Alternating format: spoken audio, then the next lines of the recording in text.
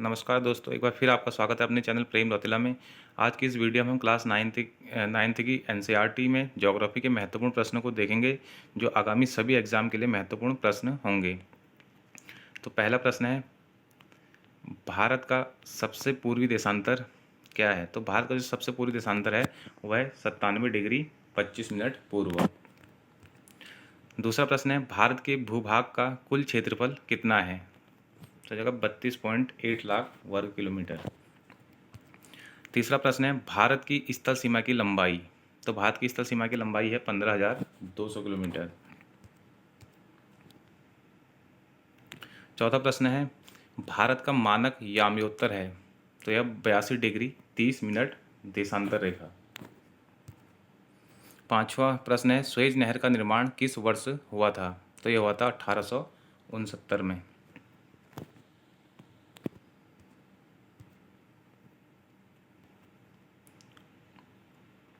छठा प्रश्न है, मन्नार की खाड़ी किन दो देशों के मध्य स्थित है? तो यह है श्रीलंका और भारत के बीच में। सातवां प्रश्न है, सबसे लंबी तट रेखा वाला राज्य। तो यह हो जाएगा गुजरात। आठवां प्रश्न है, भारत का उत्तरी अक्षांश क्या है? तो हो जाएगा 8 डिग्री 4 मिनट और 37 डिग्री 6 मिनट तक। नौवां प्रश्न है, भारत और श्रीलंका को अलग करने वाली जल संधि। तो इसका आंसर हो जाएगा पाक जल संधि। अगला प्रश्न है, लक्षद्वीप समूह किस सागर में स्थित है? तो यह है अरब सागर में।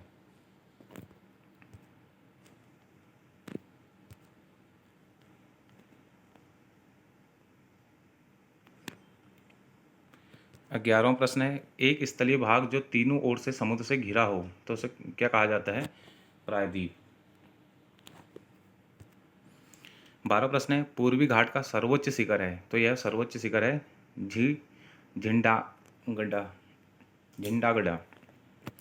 13वां प्रश्न है, मकालू और धौलगिरी शिखर पर्वत कहाँ स्थित हैं? तो ये हमारे नेपाल में। 14वां प्रश्न है, हिमालय की सबसे बाहरी श्रृंखला की चौड़ाई कितनी है? तो हिमालय की जो सबसे बाहरी श्रृंखला है वह हमारा शिवालिक हिमालय उसको कहते हैं, उसको हम बाह्य हिमालय भी कहते हैं। तो उसकी जो चौड़ाई है वह हमारा 10 से 50 किलोमीटर।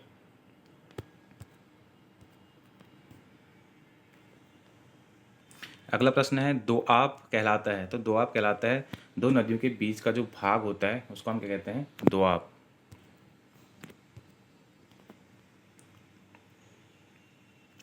अगला प्रश्न है, भारत की सबसे बड़े खारे पानी की झील। तो ये हमारी चिल्का झील कहाँ है? उड़ीसा में। 17वां प्रश्न है, महानदी अपना डेल्टा कहाँ बनाती है? तो महानदी अपना डेल्टा बनाती है उड़ीसा में। 18वां प्रश्न है, मालाबार तट स्थित है केरल में। 19वां प्रश्न है, भारत का एकमात्र सक्रिय ज्वालामुखी किस द्वीप पर स्थित है? तो यह है बैरन द्वीप पर। 20वां प्रश्न है, वुलर झील किस राज्य में स्थित है? तो यह जम्मू कश्मीर में।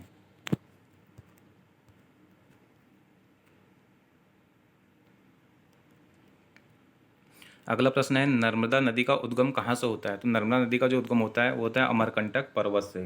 कहाँ? एमपी में ये पर्वत है। 22वां प्रश्न है, प्रायद्वीपीय भारत की सबसे बड़ी नदी। तो यह है गोदावरी नदी। 23वां प्रश्न है, सुंदरवन डेल्टा का निर्माण किन दो नदियों ने किया है? तो ये किया है गंगा और ब्रह्मपुत्र नदी ने। 24वां प्रश्न है, सुंदरवन डेल्टा किस राज्य में स्थित है? तो ये हमारा सुंदरवन डेल्टा हो जाएगा हमारा पश्चिम बंगाल में। 25वां प्रश्न है, विश्व का सबसे बड़ा व तेजी से बढ़ने वाला डेल्टा किस राज्य में स्थित है? तो यह पश्चिम बंगाल में। कौन सा वाला डेल्टा है? तो हमारे हो जाएगा सुंदरवन डेल्टा।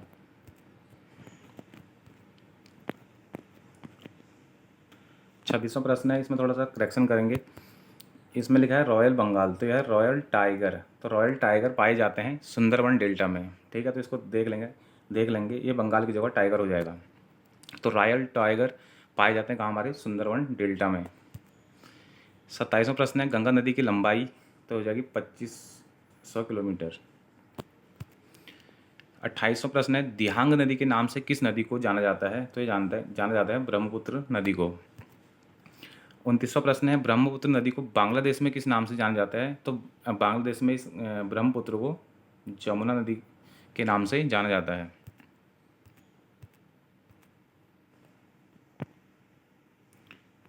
30वां प्रश्न है, धुआंधार जलप्रपात का निर्माण किस नदी ने किया है? तो ये किया है नर्मदा नदी ने।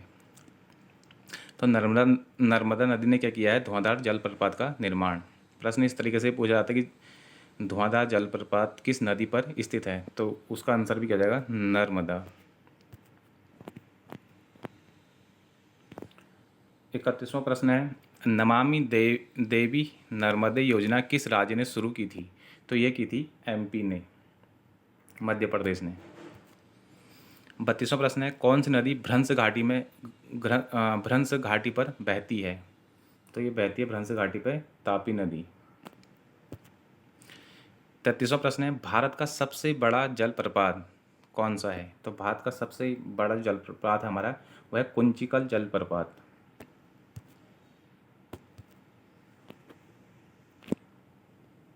34वां प्रश्न है, शिव सुंदरम जलप्रपात किस नदी पर है? तो शिव सुंदरम जलप्रपात हमारा कावेरी नदी पर है। 35वां प्रश्न है, देश में स्वच्छता कार्यक्रम का शुभारंभ किस वर्ष किया गया था? तो ये किया गया था 1985 में।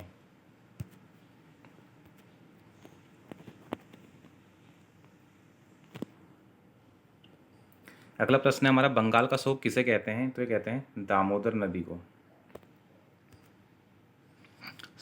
37वां प्रश्न है, इंदिरा गांधी नहर किस नदी से निकाली गई है? तो ये दो नदियों से निकाली गई है, सतलुज और ब्यास से। 38वां प्रश्न है, विश्व में सबसे अधिक वर्षा कहाँ होती है? ये होती है मौसिन राम में। कहाँ? मेघालय में।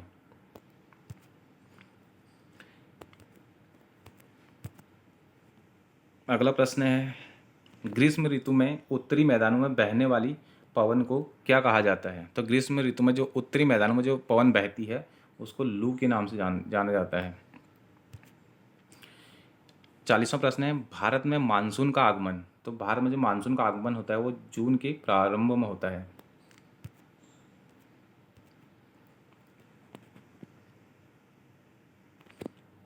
क्वेश्चन नंबर 41 है, भारत में शीत ऋतु की विशेषता क्या है?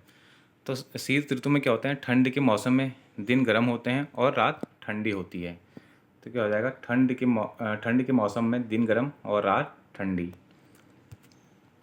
क्वेश्चन नंबर 42 है, भारत में दक्षिण पश्चिम मानसून की विशेषता क्या है? तो ये जो दक्षिण पश्चिम मानसून है वो भारत में क्या कराता है? भारी वर्षा कराता है। तो इसकी विशेषता क्या हो जाएगी? भारी वर्षा। क्वेश्चन नंबर 43 है, मानसून किस भाषा का शब्द है? तो यह है अरबी भाषा का शब्द है मानसून। क्वेश्चन नंबर 44 है, मानसून शब्द का अर्थ क्या होता है? तो यह होता है एक वर्ष के दौरान वायु की दिशा में ऋतु के अनुसार अगर परिवर्तन होता है तो हम क्या कहते हैं? मानसून कहते हैं। तो क्या हो जाएगा इसका एक शाब्दिक अर्थ। क्वेश्चन नंबर 45 है, जलवायु को नियंत्रित करने वाली प्रमुख कारक कितने होते हैं? ठीक है, तो ये पूछा कि जलवायु को नियंत्रित करने वाले प्रमुख कारक होते हैं 6।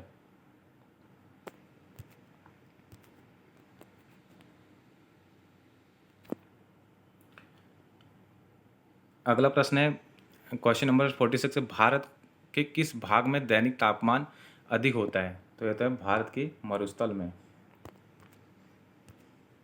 क्वेश्चन नंबर 47 है, एशियाई शेर किस राज्य में पाए जाते हैं? तो ये पाए जाते हैं गुजरात में। क्वेश्चन नंबर 48 है, भारत में जीव सुरक्षा अधिनियम कब लागू किया गया था? तो ये किया गया था 1972 में।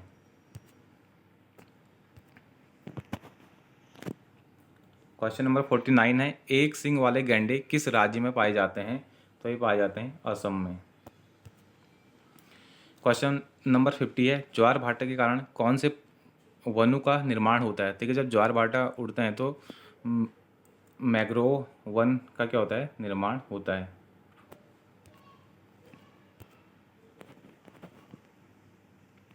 क्वेश्चन नंबर 51 है, सिमलीपाल जीव मंडल नीचाई कौन से राज्य में स्थित है? तो सिमलीपाल है हमारा कहाँ? उड़ीसा राज्य में। क्वेश्चन नंबर 52 है, रेंगने वाले जीव कहाँ पाए जाते हैं? तो ये पाए जाते हैं हमारे उष्ण कटिबंधीय वनों में। क्वेश्चन नंबर 53 है, सिनकोना के वृक्ष कितने वर्षा वाले क्षेत्रों में पाए जाते हैं? तो ये पाए जाते हैं 100 सेंटीमीटर की वर्षा में।